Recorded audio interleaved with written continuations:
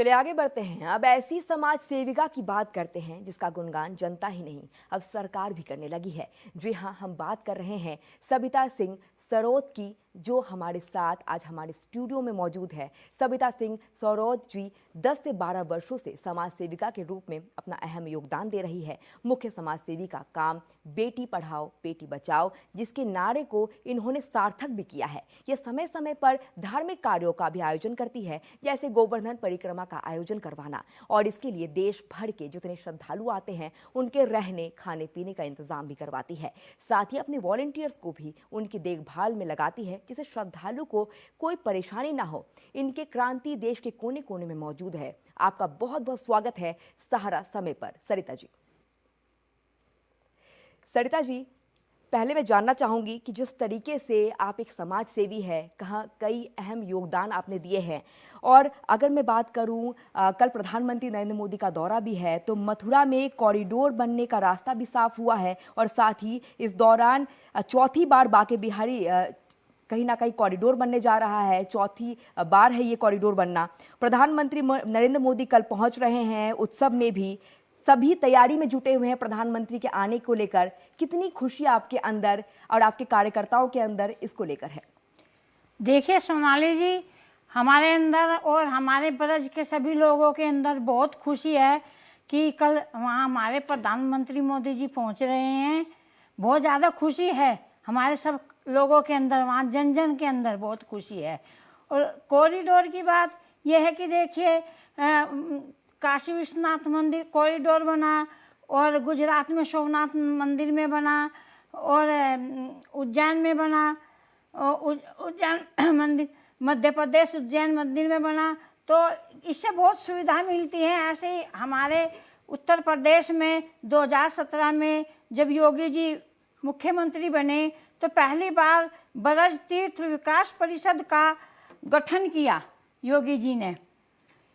इसी साल जनवरी में विकास परिषद की छठी बैठक हुई और उन्होंने सब विकास कार्यों की समीक्षा की जी, और विकास परिषद कार्यालय का उद्घाटन भी किया योगी जी ने। जी, लेकिन सरिता जी, जिस तरीके से आप सीएम योगी जी की बात कर रहे हैं, इस दौरान जिस तरीके से आप विकास कार्यों की भी बात कर रहे हैं, श्रद्धालुओं में कितना उत्साह आपको नजर आया, क्योंकि आप उनके बीच में रहती है हमेशा?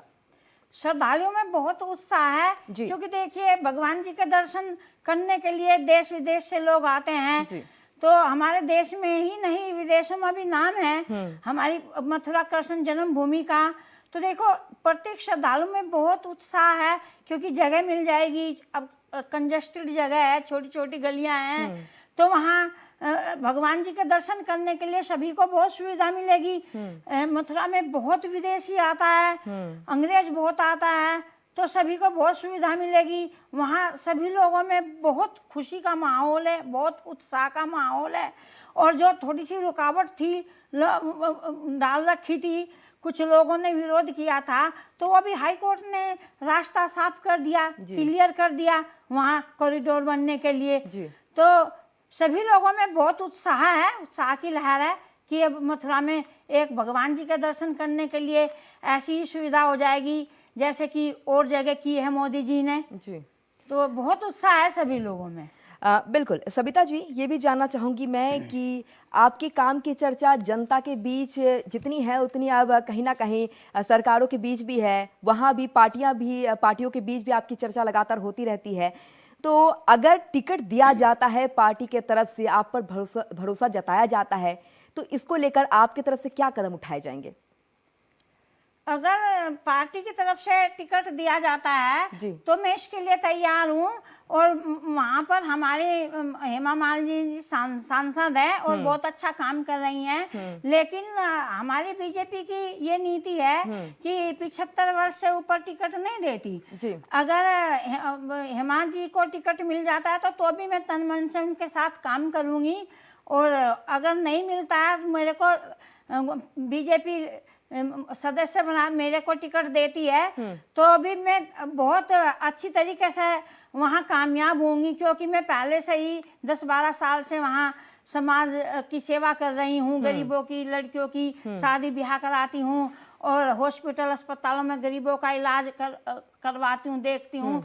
तो मेरी वहाँ अपनी अलग पहचान है एक समाज सेविका के रूप में। और बाकी हमारे मोदी जी एक बहुत बड़ा चेहरा, माननीय मोदी जी बहुत बड़ा चेहरा है वहाँ के लिए। और वहाँ 5 लाख जाट वोटर हैं, मैं जाट बिरादरी से हूँ। और बाकी लोग भी मुझे बहुत पसंद करते हैं, प्यार करते हैं। मैं हर जाति बिरादरी में जाती हूँ और वहाँ उनकी सेवा करती हूँ। तो उन लोगों का भी सब लोगों का मुझे बहुत समर्थन है। तो मैं दावे के साथ कहती हूँ कि वहाँ मुझे बहुत समर्थन मिलेगा। लेकिन सरिता जी, वहाँ पर हेमा मालिनी जी हैं और एक जाना माना चेहरा, चाहे मैं फिल्म इंडस्ट्री की बात करूँ या पॉलिटिशियन की बात करूँ, कहीं ना कहीं और कहीं उनकी काफ़ी चर्चा है। तो कैसे आप उनकी जगह लेती हुई नजर आएंगी जनता के दिल में, क्योंकि वो एक बहुत अहम जगह है, जनता के दिल में हम जगह बनाए, तो वो आप कैसे रिप्लेस करेंगी उनको? नहीं, देखिए हेमा जी अच्छी सांसद है और हेमा जी अच्छा काम कर रही हैं। लेकिन मैंने बोला ना कि अभी हमारी बीजेपी की नीति है कि 75 साल से ऊपर टिकट नहीं देती। अगर हेमा जी को टिकट देती हैं तो हम हेमा जी की पूरी तन मन से वहाँ पूरे तरीके से साथ रहेंगे और काम कराएंगे हेमा जी के साथ। तो ऐसा कुछ नहीं, अगर टिकट हेमा जी को नहीं मिलता तो हमें उसके लिए भी तैयार हूँ। मेरे साथ भी मैं 10-12 साल से समाज सेवा कर रही हूँ, तो मेरे साथ भी जन समर्थन पूरा है। और बाकी मोदी जी का चेहरा तो सबसे बड़ा चेहरा है ही है हमारे भारत में। ये भी जानना चाहूंगी मैं कि आप ऐसा क्या करेंगी जो पार्टी आप पर भरोसा करे।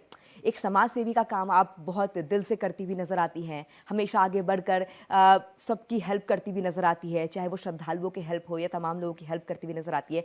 लेकिन और आप ऐसा क्या करेंगी जो पार्टी भी इसके बारे में सोचे कि जो उन्हें टिकट दिया जाए? देखिए, मैं समाज सेविका हूँ और एक समाज के रूप में सेविका के रूप में काम करती हूँ। और पार्टी मेरा काम देख रही है, सब हाईकमान तक मेरा काम पहुँच रहा है। मेरी चर्चा, मेरे कामों की चर्चा दूर दूर तक होती है। तो ऐसा नहीं, पार्टी मेरे पे भरोसा करेगी, मेरे काम पर भरोसा करेगी और सोचेगी इस बारे में। मैं 10-12 साल से समाज की सेवा कर रही हूँ, तो सोचेगी इस बारे में, मेरे काम के बारे में। और वहाँ की जो पब्लिक है, वहाँ की जो जनता है, वो मुझे बहुत समर्थन देती है। वो चीज़ भी सब नेताओं पर दूर दूर तक पहुँच रही है। तो इस वजह से मैं समझती हूँ कि पार्टी मुझे जरूर जगह देगी। अच्छा, इतने सालों से यहाँ पर यूपी में बीजेपी की सरकार है, कितना सहयोग मिला है योगी सरकार के आने से, इसके बारे में जरा बताएं।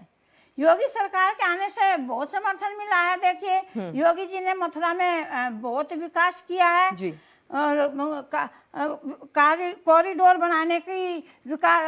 कॉरिडोर बनाने की पहल योगी जी ने की है, नहीं तो इतनी गवर्नमेंट आई है किसी ने भी पहल नहीं की थी। ब्रज तीर्थ विकास परिषद की पहली बैठक योगी जी ने की है बीजेपी की गवर्नमेंट आने के बाद, उससे पहले किसी ने भी नहीं की। और तो इस वजह से योगी जी ने वहाँ बहुत काम किए हैं, जगह जगह काम किए हैं योगी जी ने वहाँ। सविता जी, आप इतना कार्यकर्ताओं के साथ आप हमेशा रहती हैं, इतना उत्तम काम करती हुई आप नज़र आती है, जनता से लेकर सरकार तक आपका गुणगान होता है और ये काफ़ी अच्छी बात है। लेकिन ये भी जानना चाहूँगी मैं कि इनमें परेशानियाँ भी काफ़ी आती होंगी, जैसे कुछ चीज़ें होती होंगी जो दूसरों की मांग होती होंगी, श्रद्धालु मांग करते हुए नज़र आते होंगे और वहाँ पर अपने वॉलंटियर्स को तैनात करना, उनकी हेल्प कराना, तो कई जगह पे परेशानियाँ भी आती होंगी। किस तरह की परेशानियों से आप जूझती हुई नज़र आती है कुछ समय पर? नहीं, देखिए, परेशानी तो कभी कभी हो जाती है क्योंकि देहात है, देहात में भी जाना पड़ता है, तो परेशानी तो आती है। गरीब गांव में जाना पड़ता है, वहां आने जाने की सुविधा भी नहीं इतनी हो पाती, छोटी छोटी गली होती हैं। गरीब कन्याओं के शादियों में मैं जाती हूँ, वहाँ रुकने ठहरने की भी व्यवस्था ऐसी नहीं होती, तो परेशानी तो आती है। और परेशानी तो उनका समाधान किया जाता है, करती हूँ। परेशानी तो खूब आती है। आप इतने जगहों पर जाती हैं, कई बार गांव में भी आप जाती हैं, क्या लगता है अभी भी वहाँ पर क्या कमी रह गई है? आप जिस तरीके से आप बात करती है बेटी पढ़ाओ बेटी बचाओ बेटी पढ़ाओ, ये एक अहम कार्य है कहीं ना कहीं आपका। क्या वहाँ पर आपको लगता है जो बेटी अभी भी पढ़ लिख कर आगे बढ़ती हुई नजर आ रही है, उस रास्ते पर चल रही है अब बेटियां? नहीं, वहाँ काफी विकास हुआ है। जैसा मैंने शुरू किया 12 साल से शुरू किया, तो वहाँ से काफी चेंज आई है। लड़कियां पढ़ाने लग गई और आगे बढ़ाने लग गए। लड़कियां नौकरी जॉब करने लग गई। पहले कम एज में शादी कर देते थे, अब कि पढ़ाते नहीं है, तो अब पढ़ा रहे हैं, जॉब में जाने लगी लड़कियां। तो अब वहाँ रहन सहन में, खान पीने सब में अंतर आ गया। पहले थोड़ा अलग तरीका था। तब से मैंने शुरू किया, गांव-गांव जा करके, घर-घर जा के मैंने शुरू किया, बदलाव लाने का प्रयास किया। तो मैं समझती हूँ बहुत ही बदलाव आया है, बहुत ही चेंज आई है। तब से हमारे परिवारों में, हमारे समाज में बहुत चेंज आई है, वहाँ देहात में भी। चलिए, बहुत बहुत शुक्रिया आपका सविता सिंह सरोज जी मेरे साथ जुड़ने के लिए और तमाम बातों को पूरी जनता तक रखने के लिए बहुत बहुत शुक्रिया आपका। और फिलहाल इस बुलेटिन में इतना ही, लेकिन देश और दुनिया की तमाम बड़ी खबरों के लिए देखते रहिए सहारा समय, सहारा पर।